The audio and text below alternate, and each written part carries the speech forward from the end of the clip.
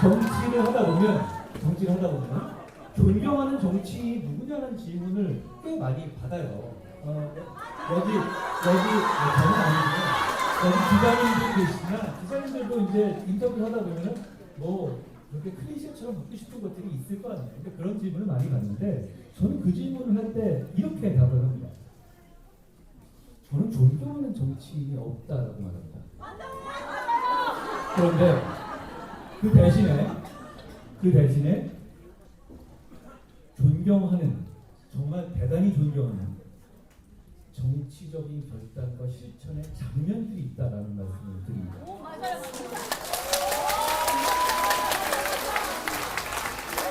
제가 오늘 남은 짧은 시간 동안에 그 얘기를 드리죠.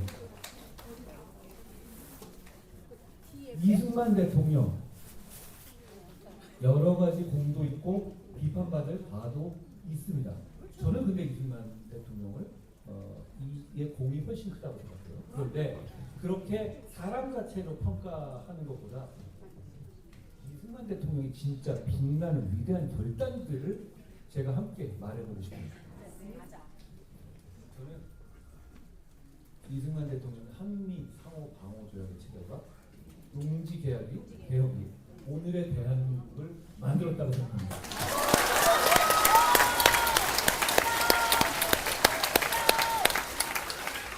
한미 상호 방어 조약을 어떻게 보면 진짜 좀 속칭 나쁘게 말해서 감짜 부려서 받아냈어요. 전쟁으로 계속 터지고 있고 미국의 원조를 받는 상황에서 배짱으로 한미 상호 방위 조약을 얻어냈어요. 그런데 이게 왜 대단하냐면 미국이 그런 상호 방위 조약을 체결한 나라가 그때까지 없어요. 우리나라가 어떻게 미국을 상호 방위해 줄 수 있었겠습니까? 1950년에. 이건 그냥 어떻게 보면 그냥 한쪽에만 이익이 되는 그런 전략이었거든요. 그걸 포로, 방공포로 석방이라든가 여러 가지 정말 극단적인 배짱의 정치로 받아냈습니다. 그런데 그게 아직까지 우리의 안보를 지키고 있습니다. 그리고 그게 우리의 경제를 여기까지 끌고 왔어요. 왜 그러냐면 그게 없었다면 우리는 7, 80년 동안 몇십 배의 국방비를 투입했어야만 북한으로부터 우리를 방어할 수 있었을 거예요. 단지 안보의 문제가 아니라 대한민국 경제를 여기까지 갖고 온 굉장히 큰 대단한 장면이었다고 생각해요. 존경합니다. 그 다음은 이승만 대통령의 농지 개혁입니다. 여러분 이상하지 않습니까? 우리는 원래부터 몇천 년 동안 농사만 짓던 민족이에요. 그랬었죠? 상공인을 무시해왔어요. 조선시대까지. 공업 같은 거 없었죠. 그냥 농사 짓는 사람들이었잖아요. 그러니까 당연히 뭐가 있습니까? 지주가 있고 소작인들 간의 갈등이 몇천 년간 내려온 나라예요. 그러니까 고려시대, 조선시대에 보면 어떻게 세금을 받아내느냐, 소작농한테 얼마 주냐, 이게 모든 갈등의 근원이었어요. 그런데 이 갈등은 필리핀이나 다른 나라들 있잖아요. 뭐 저기 필리핀이나 이 여러 가지 남미의 나라들 있잖아요. 이런 나라들, 브라질도 그렇고요. 지주와 소작농의 대립이 2025년까지도 그 나라의 발전을 막고 있거든요. 근데 우리는 전통적으로 보면 당연히 이게 있어야 하는 나라예요. 근데 왜 없죠? 이 농지개혁입니다. 이 한 방으로 지주를 없애버렸어요.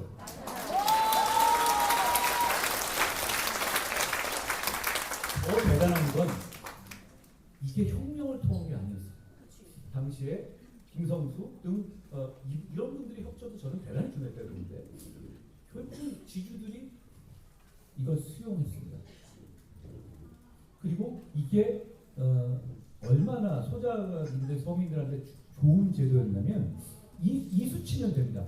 자, 몇 년간 소출의 몇십 퍼센트를 내면 그냥 땅을 주는 제도였어요. 근데 이게 일부 좌파 쪽에서는 이거 뭐 소작농들한테 별로 안 유리한 거다 이런 주장을 한답니다. 절대 그렇지 않습니다. 뭘 보면 알 수 있냐면 그걸 통해서 그 권리를 포기한 소장농들이 거의 없습니다. 그럼 당연히 이건 게다가 우리는 물가가 올라가는 나라잖아요. 당신이 50년 전에 그랬죠. 그런데도 불구하고 일정액만 내면 땅을 주는 거였는데요. 거의 거저 주는 거였습니다. 그런데 이걸 통해서 지주가 없어졌습니다. 그리고 부수적 효과로 그 지주들이 뭘 했겠습니까? 돈은 있잖아요. 상업과 공업이 발달하기 시작합니다. 저는 이게 정말 대단히 위대한 장면이라고 생각합니다. 이 장면이 우리를 여기까지 만들었습니다. 존경합니다.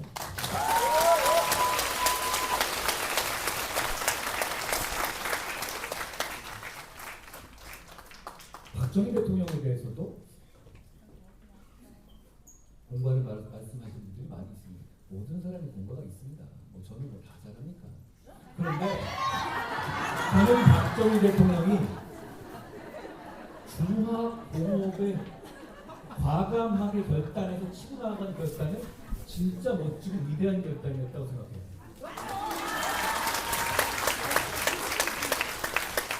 그걸 통해서 여기까지 왔습니다. 여러분 근데 이렇게 말하는 사람도 있어요. 아니 박정희 대통령 오랫동안 독재하지 않았는가? 그런데 독재자가 뭐 이렇게 좀 이 계획 경제 같은 거 하면서 중공업고 같은 거 육성하고 그렇게 대단해? 이렇게 말하는 사람이 있습니다. 그런데 그렇지가 않아요. 그 시기에 사실 동아시아권이라든가 제3세계권 중에서 민주주의를 제대로 하고 있는 나라는 없었습니다. 다 독재자였어요. 그런데 어떤 나라도 박정희 대통령처럼 이렇게 중화공업을 나라를 위해서 육성하지 않았어요. 저는 박정희 대통령의 결과가 여러 가지가 있지만 박정희 대통령을 비판하는 분에게는 이렇게 제가 되받아치거든요. 박정희 대통령이 독재를 권위주의적인 시대에서 독재를 할 수 있는데 그 시기에 세계 어떤 독재자도 박정희만큼 나라를 사랑하지는 않았다고. 결국 그런 장면들이 우리를 여기에 만들었습니다. 저는 그 정치를 해보는 사람으로서 저도 정치를 하면서 여러 가지 고난을 겪기도 하고 파도를 겪잖아요. 그런데 그게 정말 대단한 결단이었다는 생각들을 다시 하게 됩니다. 또 하나는 김영삼 대통령의 하나의 척결입니다. 그렇지. 맞아요. 권력을 잡으면 하나회 같은 어떤 군의 실세 그룹이 있으면 그걸 자기의 사냥개처럼 부리고 싶어 하는 게 인간의 속성이에요. 그리고 그 군인들도 김영삼 대통령에게 충성하려고 했습니다. 당연히. 그런데 나라를 생각해서 그 고리를 끊어냈습니다. 그 대단한 결단이에요. 화장실 들어갈 때하고 나올 때 생각이 다르잖아요. 권력을 잡은 다음에 굳이 꼭 하나회를 척결할 필요가 없었습니다. 대단한 결단의 장면이었다고 생각해요. 그럼으로써 사실 이건 약간 이번 개헌으로서 약간의 예외가 생기긴 했지만 92년 이후에 우리는 군사 쿠데타를 두려워하지 않는 나라가 된 거죠.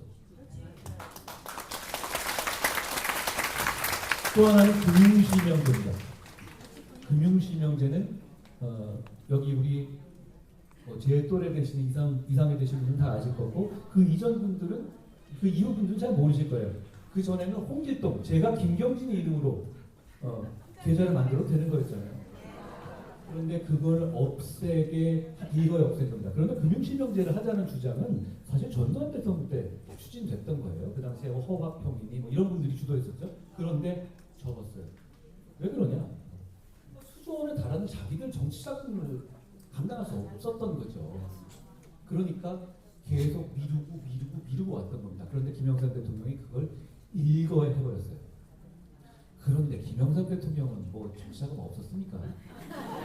안 해도 되고 본인 입장에서는 리스크가 커지는 문제인데도 그걸 결단한 겁니다. 저는 이건 거인의 결단이었다고 생각해요.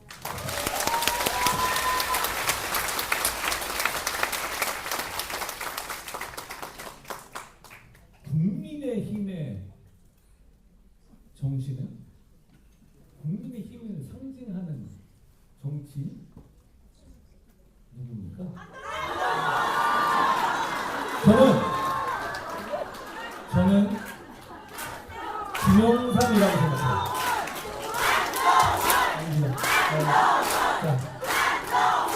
저는 김영삼 대통령이 지금의 국민의힘 정신을 상징하는 정치인이어야 한다고 생각합니다.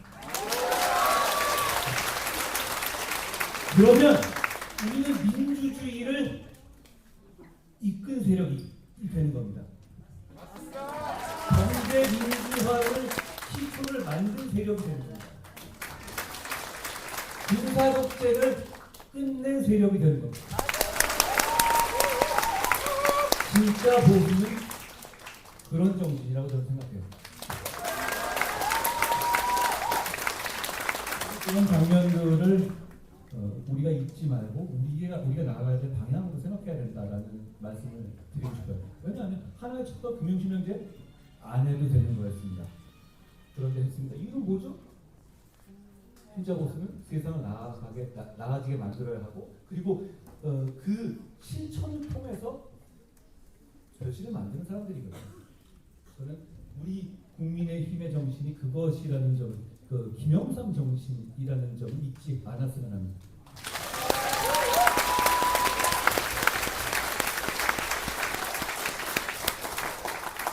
외국 사람을 하나 얘기하겠습니다. 미국의 초대 대통령이 조지 워싱턴이잖아요. 사실 그 이전에는 대통령이라는 말, 프레지던트라는 말이 없었어요. 대통령이 없었습니다. 그러니까 갑자기 대통령제는 미국에서 조지 워싱턴이 대통령 되면서 뚝딱 하고 만들어진 제도였어요. 아무도 이게 뭔지 몰랐어요. 그러니까 뭐 왕이라는 말에 조금 다른 이름인가? 이렇게 생각했었어요. 당시에는. 왜냐하면 뭐 교통통신도 발달하지 않았잖아요. 조지 워싱턴의 다른 업적 같은 거 그건 미국 얘기입니다. 그건 자기들이 알아서 할 문제예요. 그걸 제가 존경하는 장면이라고 말하는 게 아닙니다. 저는 이 조지 워싱턴의 존경하는 장면은 보수 정치로서, 그때는 보수 진보의 말도 없었지만 저는 보수 정치라고 생각해요. 왜냐하면 그 정신이 보수 정치의 정신이거든요. 무엇이냐면 이 대통령제, 우리도 채택하고 있는 대통령제가 조지 워싱턴이 대통령이 취임하면서 만들어진 겁니까? 그렇게 얘기할 수 있죠. 그런데 그렇지 않아요. 조지 워싱턴이 종신 대통령 제의를 뿌리치고 대통령에서 퇴임하면서 전 대통령제가 완성됐다고 생각해요.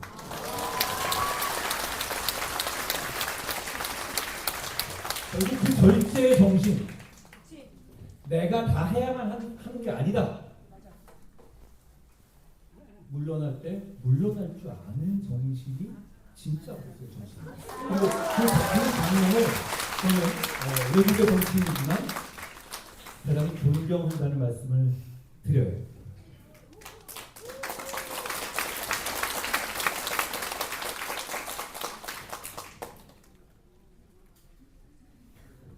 여러분, 개혁을 극복하라는 말씀을 제가 많이 드리죠. 지금 우리 2026년 1월에 우리 국민의힘을 지지하는 당원과 지지자들 왜 개혁을 극복해야 합니까? 계엄이 민주주의 정신에 가라기 때문에? 맞아요. 저는 현실 정치자입니다. 정치하는 사람입니다. 그건 이미 12월 3일 밤에 제가 앞장서서 개혁을 막을 때 저는 뭐 많은 분들이 생각한 거고, 제가 그 말씀을 반복하자는 말이 아니에요. 그러니까 왜 12월 3일 밤 당신들은 계엄을 막는데 앞장서지 않았냐고 비난하자는 것이 아닙니다. 왜 계엄을 극복해야 되느냐? 지금 계엄을 극복하지 못하고 있기 때문에